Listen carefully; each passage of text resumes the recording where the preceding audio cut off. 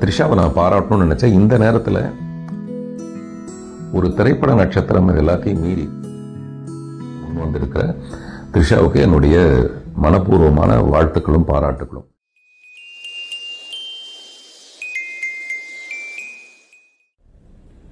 Rolling both the cameras.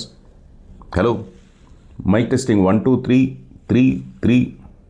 ஷார்ப்பாக இருக்கா மைக்கு?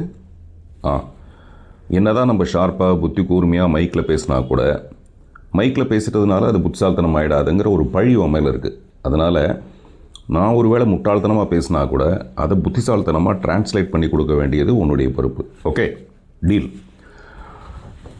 Hi friends, நல்லா இருக்கீங்களா? தவறு என்பது தவறி செய்வது, தப்பு என்பது தெரிந்து செய்வது. தவறு செய்தவன் திருந்த பார்க்கணும், தப்பு செய்தவன் வருந்தி ஆகணும். அதே மாதிரி தான் நான் வருத்தம் தெரிவிக்கிறேன்னு சொல்கிறது ஒரு விதம், மன்னிப்பு கேட்குறேங்கிறது இன்னொரு விஷயம். ஒரு நிகழ்ச்சியில் ஒரு தவறு நடந்துட்டதாக நான் உணர்கிறேன். உண்மையிலேயே அது தவறி தான் நடந்தது. நான் மேடையில் மிஸ்டர் விஜயை பற்றியோ அஜித்தை பற்றியோ பேசிகிட்டே இருக்கும்போது திடீர்னு வேறு ஒரு ஃபோட்டோ வந்தது. அந்த ஃபோட்டோவை பார்த்த உடனே நான் என்ன பேசுகிறதுன்னு எனக்கு தெரியல. உண்மையிலே கொஞ்சம் திகைச்சு போயிட்டேன். அதான் உண்மை. குற்றம் சுமத்துற மாதிரி அவங்களுடைய ஃபோட்டோவை போட்டு நான் பேசணுன்னு ஆசைப்பட்டேங்கிறது 100% பொய். அப்படி நான் யாருக்கிட்டேயும் அடிமை இல்லை, யாருக்கிட்டேயும் காசு வாங்கிக்கிட்டு அப்படி ஒரு நிகழ்ச்சிக்கு போகவும் இல்லை, இப்போ இல்லை, அது என்னுடைய மரணம் வரைக்கும் நான் அதை செய்ய போகிறது இல்லை. காசு வாங்கிட்டு எந்த கட்சியிலும் போய் சேர போகிறது இல்லை. காசுக்காக நான் எந்த தவறையும் செய்ய போகிறது இல்லை. அப்படியே ஒருவேளை இந்த ஃபோட்டோவை போடுங்க நான் பேசுகிறேன் அப்படின்னு சொன்னால், ஒரு மகளிர் தினத்தன்னைக்கு நான் யாரெல்லாம் சொல்லணும்னா, ஒரு வேலு நாச்சியாரை பற்றி பேசலான்னு ஆசைப்படலாம், டயானா சார்ல்ஸை பற்றி பேசணுன்னு ஆசைப்படலாம். நான் எப்போவுமே பேசுகிற மதர் தெரசா அவர்களை பற்றி நான் மறுபடியும் ஒரு தடவை பேசுகிறேன்னு ஆசைப்படலாமே தவிர, இப்படி நான் ஆசைப்பட்டேன்னு சொல்கிறது சரியில்லை. ஓகே, அப்படி அந்த ஃபோட்டோவை பார்த்த உடனே எனக்கு என்ன சொல்கிறதுன்னு தெரியாதப்போ பக்கத்தில் குந்தவை குந்தவைன்னு ஒரு பிரியங்கா சொல்லிகிட்டே இருந்தாங்க. ஏன்னா அது பொன்னியின் செல்வனில் அந்த கேரக்டராக இருந்ததுனால எனக்கு டக்குன்னு அது ஒரு வார்த்தை ஜாலமாக என்ன தோணுச்சு அப்படிங்கிறத மீறி, அந்த நான் நிகழ்ச்சிக்கு வந்திருக்கும்போது கலைவாணர் நகரத்தில் இன்னும் ஒரு அரை மணி நேரம் அவங்க இங்கே உட்காருங்கன்னு சொல்லும்போது நான் உட்காந்து மொபைலில் நோண்டிகிட்டு இருந்தேன்.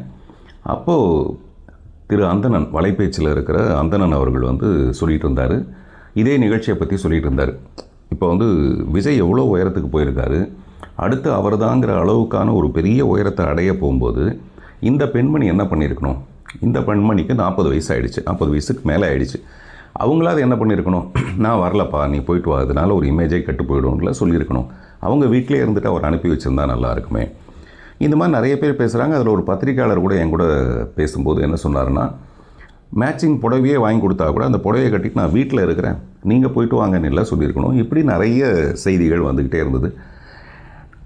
உண்மையான விஷயமே என்னென்னா, திரு விஜய் அவர்கள் கிட்டத்தட்ட ஒரு நிறைய விஷயங்களை கடந்து, அரசியலுங்கிறது சாதாரணமான விஷயம் இல்லை, நிறைய போராட்டங்களை சந்திக்க வேண்டியதாக இருக்கும். அதெல்லாம் சந்தித்து கடந்து வந்துட்டு இருக்கும்போது கரூர் பிரச்சனையில் கூட அவருக்கு ஏற்படாத ஒரு பெரிய, கரூர் பிரச்சனையில் விமர்சனங்கள் வந்ததே தவிர அவருக்கு இவ்வளோ பெரிய பாதிப்பு வராத அளவுக்கு இருந்தது. இவ்வளோ பாதிப்புக்கும் காரணமான ஒரு நிகழ்ச்சி, அந்த நிகழ்ச்சியில் இந்த பெண்மணி கலந்துக்காமல் இருந்திருக்கலாம் அப்படிங்கிறது என்னுடைய அடிமனசில் இருந்தது. பட் அதை நான் சொல்கிறதுக்காக அந்த மேடைக்கு போகல. அந்த மேடைக்கு நான் எதுக்காக போனேன், அங்கே யாரெல்லாம் பேச இருந்தேன், ஏன்னா அது என்கிட்ட ப்ரீ பிளான்டு விஷயம், என் கையில் கொடுக்கப்பட்டது. அதை பற்றி நான் அடுத்த விஷயத்தில் சொல்கிறேன். அதனால் எனக்கு இவங்களுடைய ஃபோட்டோவை போட்டு பேசணுங்கிற அளவுக்கு ஒரு பெரிய லட்சியம்லாம் எனக்கு கிடையாது. குந்தவை குந்தவைனோடனே இவங்க வீட்டிலே குந்த வச்சுருக்கலாம், வெளியில் வந்ததுனால பாருங்கள் எவ்வளோ பெரிய பிரச்சனை ஆகிடுச்சுங்கிறது ஒரு பெரிய ஆதங்கம், உண்மையிலே பெரிய ஆதங்கம், அவ்வளோதான். அதனால தான் நண்பர் சமுத்திரகனி கூட அவர் பேசும்போது, நீ யாருக்கிட்ட உன்னோட ஈகோவை காட்டுற, எதுக்காக இவ்வளோ பெரிய ஈகோ, யாரை மிரட்ட பார்க்குற நீ, எதுக்காக அப்படின்னு அவர் பேசுனது அவரும் காசு வாங்கிட்டு பேசலை. அவரும் ஒரு ஆதங்கத்தில், ஒரு அன்பின் மிகுதியில் தான் அவரை அறியாமல் பேசுகிற ஒரு விஷயமும்.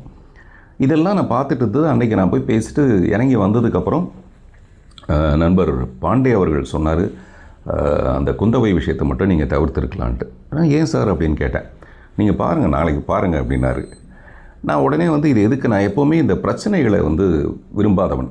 அது எந்த பிரச்சனையாக இருந்தாலும் அதுக்கு உடனே ஒரு தீர்வு வந்துடணுன்ட்டு உடனே கலாட்டாவில் இருக்க அவங்க அருணா மேடமுக்கு ஃபோன் பண்ணி அவங்களுக்கு மெசேஜ் அனுப்பினேன். நைட்டு ரொம்ப நேரம் ஆகிடுச்சு, அப்போ நான் அவங்களுக்கு கூப்பிடக்கூடாதுங்கிறதுக்காக மெசேஜ் அனுப்பி, தயவுசெய்து அதை டெலீட் பண்ணிவிடுங்க, அது எதுவுமான எதிர்விதமான விஷயத்தை எதுவும் ஏற்படுத்திட வேண்டாம்னு சொல்லிட்டு சொல்லிவிட்டு காலையில் பார்க்குறேன். காலையில் பார்த்தா வேறு ஏதோ ஒரு வீடியோ மூலமாக அது வெளியாக இருந்தது. அது என்ன மாதிரியான ஒரு பெரிய பாதிப்பை போக போக ஏற்படுத்திச்சுன்னா, நான் சொன்னது வந்து ஒரு பெண்மணியை பற்றி, ஒரு 3வது மனுஷியை பற்றி, எனக்கு சம்மந்தமே இல்லாத ஒரு 3வது மனுஷியை பற்றி. இந்த பிரச்சனையில் மொத்தம் 3 பேர்னு எடுத்துக்கிட்டால், முதல்ல வந்து என்னுடைய அன்பு நண்பர் விஜய், அவருடைய வளர்ச்சியை பார்த்து நான் ரொம்ப சந்தோஷப்படுற ஒரு நண்பர். 2வது இடத்துல அவருடைய மனைவி இருப்பாங்க. இன்னமும் கோர்ட்டு தீர்மானிக்காத வரைக்கும், இப்போ வரைக்கும் அவங்க மனைவி தான், அந்த முக்கியமான ஸ்தானத்தில் தான் அவங்க இருக்காங்க. ஸோ இந்த 3வது மனுஷியை பற்றி நான் பேச வேண்டிய அவசியம் இல்லை. ஆனால் நான் சொன்னது 3வது மனுஷியை பற்றி. அவங்கள வீட்டில் இருந்திருக்கலாம். ஆனால் இது எல்லாமே பெண்களுக்கு எதிரான ஒரு விஷயம். பெண்கள் எல்லாமே வீட்டுக்குள்ளேயே இருங்க அப்படின்னு சொன்ன மாதிரி ஒரு கருத்து வந்து நிறைய பேர் அதை பதிவு செஞ்சதுக்கப்புறம் எனக்கு ஒரு கஷ்டம் வந்துருச்சு.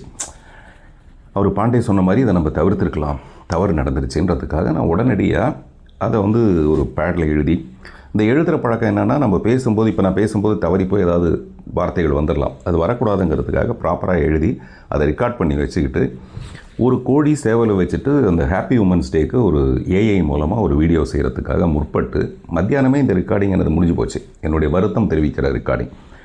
ஆனால் அது ஏஐ முடிகிறதுக்கு ராத்திரி 8 மணியோ 9 மணி ஆகிடுச்சு. இதெல்லாம் நான் பதிவு பண்ணி போடும்போது பை த டைம் எனக்கு அந்த ட்வீட் ஒன்று வருது. அந்த ட்வீட்டில் வந்து ஆர்கனைசர்ஸ் வந்து சொன்னாங்க, எனக்கு இந்த மாதிரி இவரே விரும்பி அந்த ஃபோட்டோவை போட சொல்லி அப்படின்லாம் வந்தோடனே நான் வருத்தம் தெரிவித்தது ரொம்ப சின்சியராக மனப்பூர்வமாக தான் தெரிவித்தேனே தவிர, இப்படி ஒரு ட்வீட் வரப்போகுதுன்னு தெரிஞ்சுதான் நான் வருத்தமே தெரிவிச்சிருக்க மாட்டேன்.